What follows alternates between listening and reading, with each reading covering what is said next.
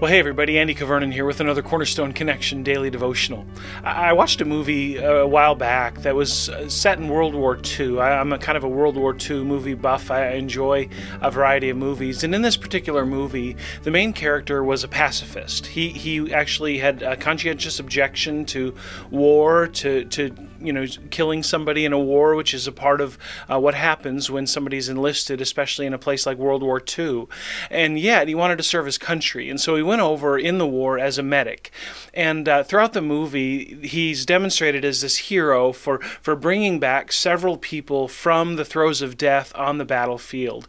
He would bravely go into these battles where there's bullets and bombs and everything flying all around, and he would drag these men out of the battlefield and into safety. And he was credited with saving all kinds of people during his time in the war, particularly in one battle. Well, it reminds me of our passage today in the Bible reading plan in Luke chapter 5. See, in Luke chapter 5, verse 17, we come to a group of men who are concerned for their friend, and they're doing whatever they can to help their friend get saved from his predicament. It reminds me of what happened on the battlefield. It says this in Luke 5:17. This is Jesus in Capernaum, and this is what's going on. Verse 17, on one of those days, Jesus was teaching. As he was teaching, Pharisees and teachers of the law were sitting there, who had come from every village of Galilee and Judea and from Jerusalem. And the power of the Lord was with him to heal. And behold, some men were bringing on a bed a man who was paralyzed, and they were seeking to bring him in and lay him before Jesus. Okay? So here these men have a buddy who's struggling. He's suffering. He's paralyzed. And man, in the first century, there were not a lot of programs for somebody who was disabled to get the help that they needed. And so these guys are really standing in the gap for their friend. But in verse 19 it says, but finding no way to bring him in, this house is so crowded, there's no way to get him into Jesus, and because of the crowd, they went up on the roof and let him down with his bed through the tiles into the midst before Jesus. Now, I remember hearing this story as a kid and thinking, how did they get this guy through the roof? That just didn't compute.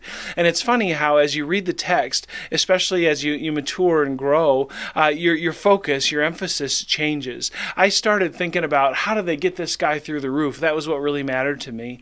And then I started thinking about this man and his predicament. And of course, that's legit. This passage is really about this guy who ends up needing to be healed, but also needs his sins forgiven. But I want you to notice the role of these men as they bring the guy to Jesus. It says, they let him down through tiles into the midst before Jesus. And listen to this. Verse 20, he says, and when he saw their faith, he said, man, your sins are forgiven you.